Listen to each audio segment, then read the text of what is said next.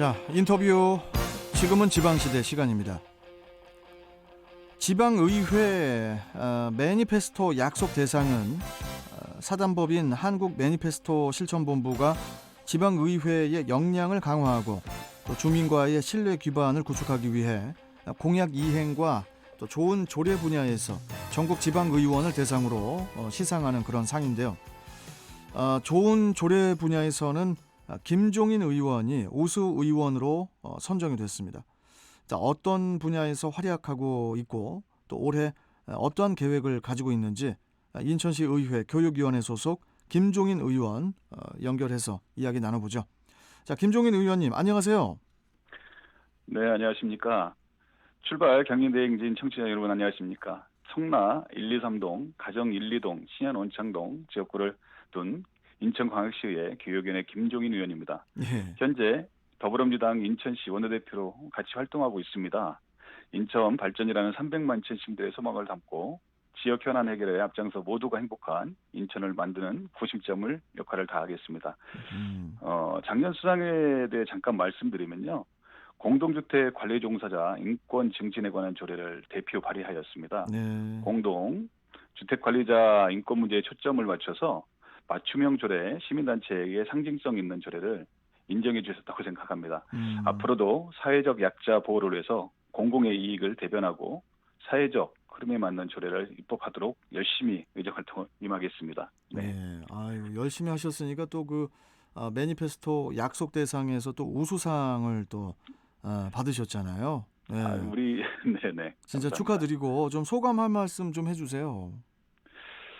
사실 우리 인천광역시에 37분, 저를 포함한 7분의 우리 의원님들이 다 역량이 출중하시거든요. 예. 그런데 다른 의원님들도 좋은 조례를 만들었는데 저한테 이렇게 영광을 주신 한국 매니페스토 실천본부에 다시 한번 감사드리고요. 어쨌든 더 열심히 하라는 상으로 최선을 다하도록 하겠습니다. 예. 네. 그만큼 이제 주민들을 위해서 열심히 일하셨기 때문에 그래서 이제 또 받은 상이라는 그런 생각이 들고요. 그리고 올해 김종인 의원께서는 이렇게 관심을 갖고 있는 분야가 뭔가 좀 살펴보니까 서구 루원시티 생활형 숙박시설이더라고요. 생활형 네네, 숙박시설. 맞습니다. 지난해에 인천시 시민청원에 올라오기도 했었는데, 그러니까 생활형 숙박시설 건설이 지금도 여전히 무분별하게 진행이 되고 있는 거죠? 네, 맞습니다. 사실 저희 루원시티는 2006년도에 서구 가정동 일대에 추진하고 있는 도시개발 사업 아니겠습니까? 예. 사실 현재 서울 지하철 7호선 연장 사업이 있고요. 그리고 인천시 제2청사가 이제 이전을 앞두고 있습니다. 사실 이제 대규모 주거시설 건설들이 많은 개발 사업들이 진행 중에 있는데요. 사실 최근에 논란이 되고 있는 루원시티의 생활형 숙박시설과 관련하여 간단하게 설명드리면 예, 예. 사실 생활형 숙박시설이라는 숙박용 호텔과 주거용 오피스텔의 합쳐진 개념으로 최근에 생긴 건축물 형태입니다. 여기에서 발생되는 문제점은 건축 형태에 따라서 법적인 영향이 다르다는 점이거든요. 예. 사실 이제 작년에 시정 질의를 통해서 박남춘 시장님께도 지속적으로 이 문제를 제기하였고 예. 시민청원을 통해서 공식적인 답변을 온라인을 통해서 전달받았습니다. 예. 사실은 하루빨리 이 문제가 매듭짓도록 노력하는 게 저희의 소명이라고 생각합니다. 네. 우리 또 의원님께서 김 의원께서 교육위원회 소속이시다 보니까 네, 이 맞습니다. 루원시티 난개발로 인한 학교 시설 부족, 또 그로 네네. 인한 다른 문제에 대해서도 또 우려를 또 표하지 않았습니까? 예. 사실 저뿐만 아니라 지역 주민들께서 공통적으로 느끼는 점이 지금 질문하셨던 대로 아파트 등 공동주택을 지을 경우에 주택법을 적용받습니다. 예, 예. 사실 여기에는 이제 주차 시설이라든지 주변의 이제 교통 문제, 학급 신설 등 주민 편의와 관련된 계획을 세우는 것이 마땅한데도 불구하고 예. 이러한 절차가 준비할 경우 건축 허가가 나오고 있습니다. 반면에 생활형 숙박시설의 경우에는 건축법에 적용을 받거든요.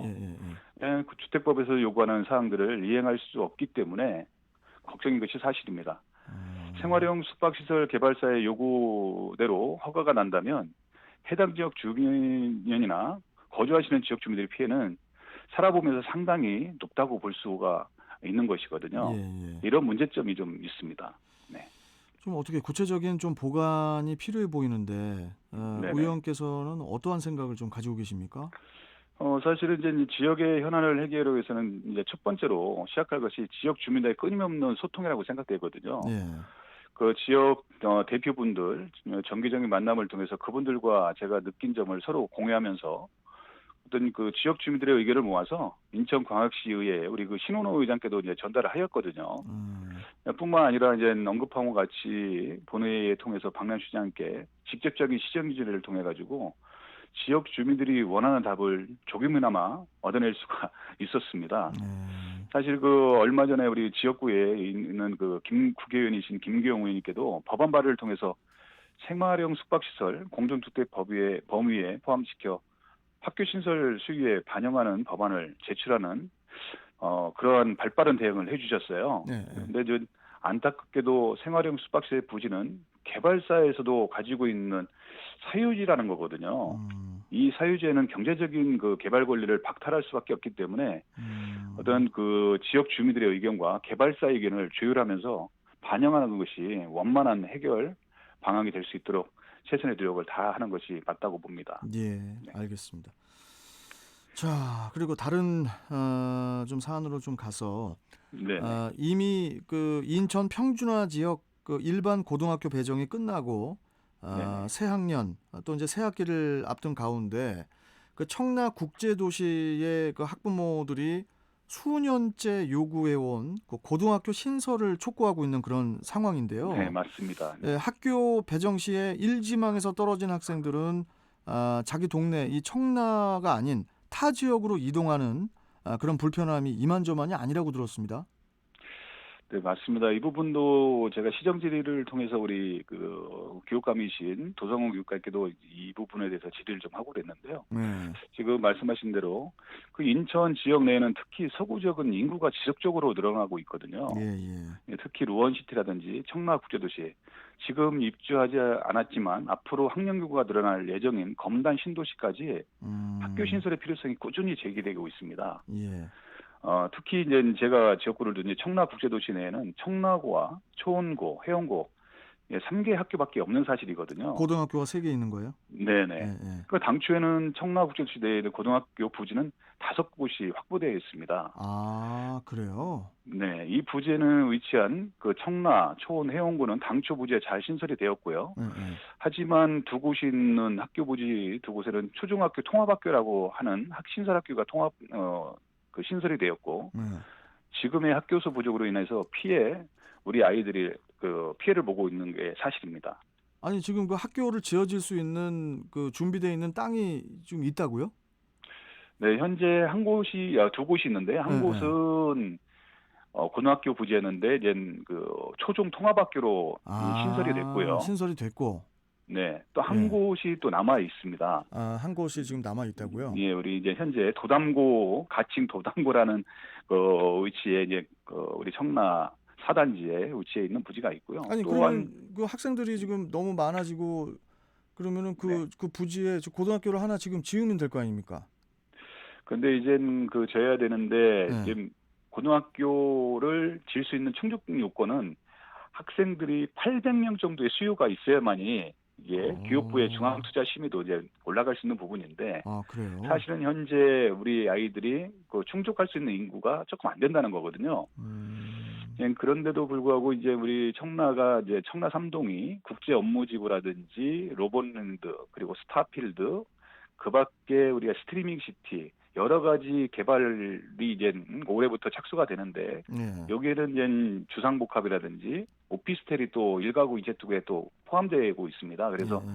학령 인구는 계속 증가할 부분이 있기 때문에 아마 이 예. 부분은 고등학교 신설이 좀 필요한 부분이 있다 말씀을 좀 드리고 싶습니다. 아니 그러면은 문제는 이 청라에 앞으로 꾸준히 인구가 유입이 될 테고요.